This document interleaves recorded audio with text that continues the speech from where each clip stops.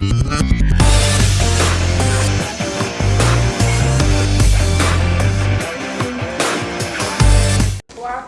tres, dos, uno.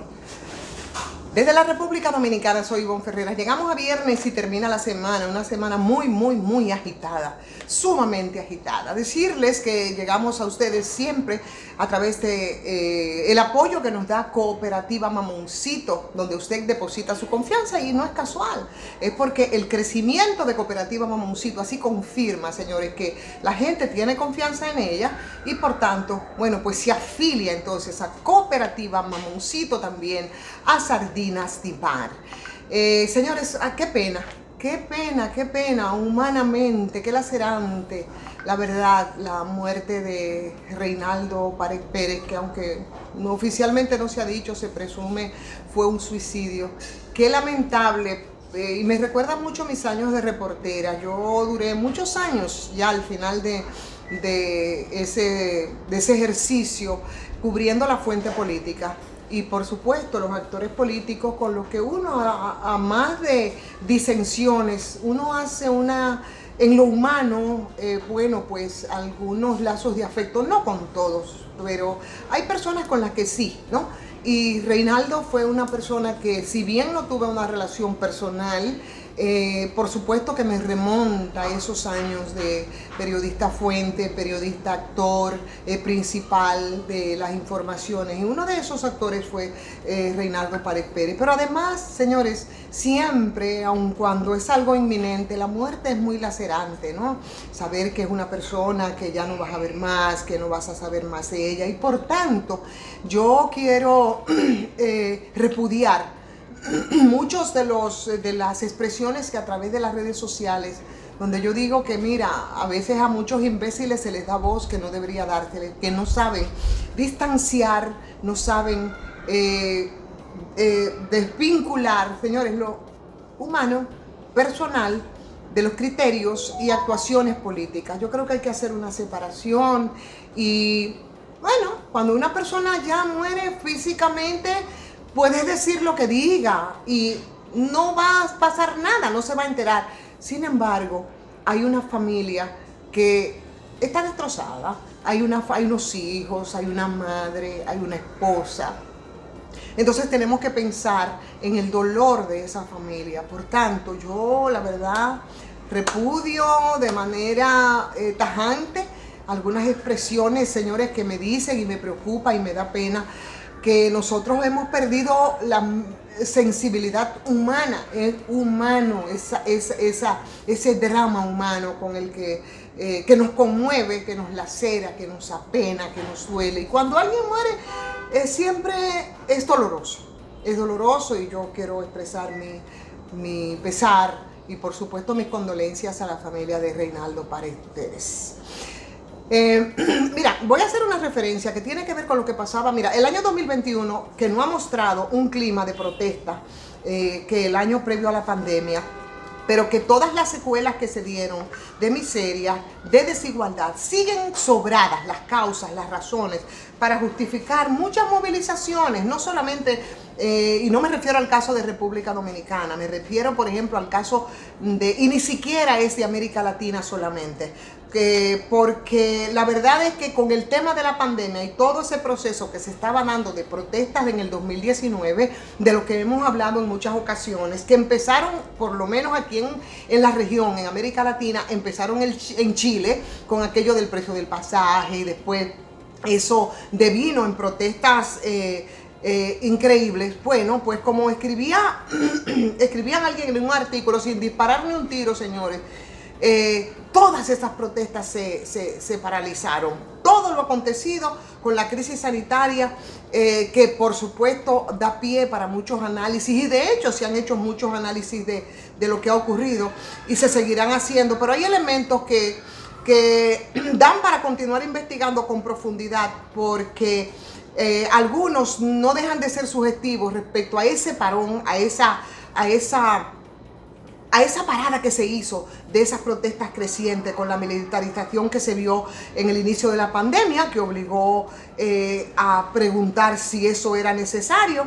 Pero lo cierto es que por un momento toda esa efervescencia que había dado en el transcurso del año 2019 bajó repentinamente y muchos países de todos los continentes que se habían movilizado ese año con masivas concentraciones populares que lograron objetivos diferentes, se derrocaron presidentes, se derogaron leyes, se abrieron asambleas constituyentes como ha ocurrido, se insuflaron esperanzas en las luchas populares y aquí, de este lado del mundo, en América Latina, Chile, siguió Colombia, Ecuador, Haití, que siempre ha estado en protesta, Honduras, pero además en el Líbano, en la India, en Indonesia y en África también, en Egipto, en Argelia, en Sudán, masivas protestas populares de las que no están exentas, por ejemplo, Europa, donde hubo movilizaciones, por ejemplo, en Francia, con los chalecos amarillos, en Cataluña, en Alemania, en Italia, en la República Checa. Lo que quiero decir que todas estas explosiones, que son producto de un profundo malestar que se vieron en el 2019, son un indicativo, señores, de que hay necesidades de cambio, ¿no? Y que las políticas en muchos casos fondomonetaristas y que tienen que ver con los temas puramente económicos, son una especie de cáncer maligno de las poblaciones. Por tanto, yo lo que quiero es llamar la atención para que nos recordemos de esos acontecimientos que podrían reeditarse en muchos países de la región, porque no hay duda que a veces se crean algunos climas que son colectivos. Por ejemplo, en la década de los 60-70, en el siglo pasado, había un auge que era antisistémico, contestatario e incluso revolucionario. Y ahí están el tema de las guerrillas en pie de guerra y todo esto. Pero con mayor o menor cobertura mediática, señores, criminalizando, reprimiendo incluso las protestas en muchos casos. Esos sucesos y esos acontecimientos se han dado. Ahora, en el 2021, que no se ha mostrado ese clima de protesta, lo que no significa de que nada esté tranquilo. Lo quiero decir para simplemente quedarme en lo que ocurre aquí en el patio, en República Dominicana. Vieron muchos con buenos ojos la decisión del presidente de paralizar, de decir que no va el tema de la reforma. Hoy el presidente dice que seguirá escuchando, bueno, parte de lo que explica, el presidente afirma que seguirá consultando a la gente, aunque lo critiquen. Sin embargo, a mí se me ocurren algunas preguntas respecto al stop que da el presidente con aquello de la reforma que no va. Yo digo, bueno, si no va, entonces nosotros podemos sortear, como él ha dicho, respecto al tema de racionalizar el gasto. Si podía ser esa una solución, ¿por qué entonces se estaba procurando cargar más impuestos y más cargas impositivas a la población? ¿Por qué todo ese proceso de angustia? Pero además, que yo no tengo la respuesta porque yo no soy experta en el tema, con lo que ha dicho el presidente, que es una racionalización del gasto, ¿se podrá resolver todo ese déficit que nosotros tenemos y que cargamos, que se profundizó también con la pandemia, pero que lo arrastramos desde mucho antes, no solamente en República Dominicana, también en otros países de la región, que es por lo que estoy hablando sobre ese clima y sobre esas protestas y demás que venían creciendo en todos los continentes. Entonces, hay cosas que provocaron y que mantenían mucho nerviosismo con las exenciones, con la gente que no pagan impuestos, con grupos empresariales, con sectores de poder que estuvieron ahí y por supuesto se pusieron delante, y la especulación, porque todo es meramente especulativo de mucha gente, es decir, de alguna manera, bueno, pues fueron al presidente de la República, esos grupos, esos poderosos que son la minoría, de alguna manera intimidaron al presidente Luis Abinader. Quisiera pensar que no es así. De todas maneras, si hay una solución para poder mantener más o menos el equilibrio, bueno, pues entonces tenemos que decir enhorabuena. Sin embargo, me revolotea mucho el hecho de saber de que si esta era la solución posible, ¿por qué entonces la necesidad de hacer unas reformas como parches, como se ha venido haciendo desde hace muchísimos años, como ocurrió en el 2011, como ocurrió en el 2012, y por qué no concentrarse para que nosotros podamos consensuar un pacto fiscal que la ley manda y que desde el 2000, desde cuando asumió las pasadas autoridades, ¿no? lo había mandado la ley de Estrategia Nacional de Desarrollo y se lo han violado todo el tiempo, que parece que eso tiene, yo no sé si es un costo político o si es precisamente poder poner en control y de manera equilibrada el gasto para poder sortear con todas las situaciones económicas. Y eso me lleva, por supuesto, al punto de partida, porque respecto a esto, entonces, como decíamos en el día de ayer, venimos con todo el tema del aumento de las tarifas eléctricas y eso realmente yo creo que hay que poner mucho cuidado. Si un proyecto político es probable que no se altere la estructura de base, las explosiones espontáneas por sí solas, que son una especie de revolución, que necesitan proyectos políticos claros, necesitan conducción clara, necesitan respuestas claras. Yo creo que eso es lo que deberá de dársele a la gente ahora en este proceso. Igual me sigue preocupando. Yo conversaba hoy en otro espacio en el que intervengo con el economista Apolinar Veloz, que mantiene una posición bastante clara, muy crítica, por cierto, respecto a las políticas económicas que se han estado aplicando, no solamente en este gobierno, sino en otros. Y respecto a eso, pues tiene muchas dudas y arroja mucha luz en torno a cómo nosotros vamos a poder salir adelante con todo el tema del déficit, pero sobre todo con una situación bastante compleja que hay en estos momentos a escala global, indiscutiblemente.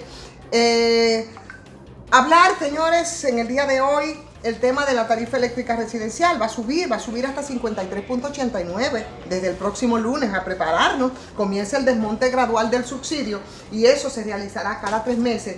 Eso va a llegar hasta el 2026. Yo no sé si va a llegar un punto en el que nosotros vamos a poder lidiar con las implicaciones que eso tiene, sobre todo porque la verdad parece un contrasentido y se lo voy a seguir repitiendo. Señores, aquí cuando finalice el periodo de transición, como decía, y vuelvo, necesariamente tengo que montarme en lo que dice Bernardo Castellano, que se ha establecido para ese aumento de esa tarifa, los consumidores de 300 kilos hora, 300 kilos hora, que representan el 90% de los clientes de las distribuidoras, que es alrededor de 1.800.000, es 1.800.000 clientes, que equivale a un rango de personas entre 7 y 9 millones, que son los que pagan la tarifa. Esos clientes van a sufrir un aumento de un 200%, de un 200%, y al pasar de un pago, por supuesto, de 4.44 pesos por kilovatio hora a más de 11 pesos por kilovatio hora. ¿Qué va a pasar con el 5% de los contribuyentes, que son los que menos, los que más pagan, los menos, pero que son los que van a pagar menos? Esos clientes que consumen más de 700 kilovatios horas al mes, que representan apenas ese 5% de los clientes de las distribuidoras, son unos 100.000 clientes. Su factura, en el mejor de los casos, va a sufrir una rebaja marginal. Vamos a, señores, a sufrir el impacto de todo eso. Mientras tanto, la preocupación sigue respecto a cómo se va a comportar el comportamiento de la economía, con los productos bastante elevados, con una situación a escala global también muy preocupante. Y la verdad, nosotros no podemos mantenernos al margen de todo esto. El presidente canceló al administrador de Punta Catalina. ¿Cuáles son las razones? No sé. Habrá muchas especulaciones, pero ese es un tema del que nosotros vamos a hablar. Me dicen que hoy habló Serafín, que es el administrador. Yo no he tenido acceso a lo que dijo, pero ahí se habla sobre el tema de la falta de previsión respecto al tema del carbón, que nos va a poner a pagar muchísimo dinero. Pero bueno, de eso vamos a hablar el próximo lunes. Mientras tanto, a decirles, señores, que los contagios de COVID siguen en aumento. Ayer se notificaron 1.102 casos y tenemos que cuidarnos. Y ustedes a darle like a esta transmisión, vamos a compartirla, vamos a opinar, a suscribirse los que no lo han hecho, también a patreon.com. Soy Ivonne Ferreras.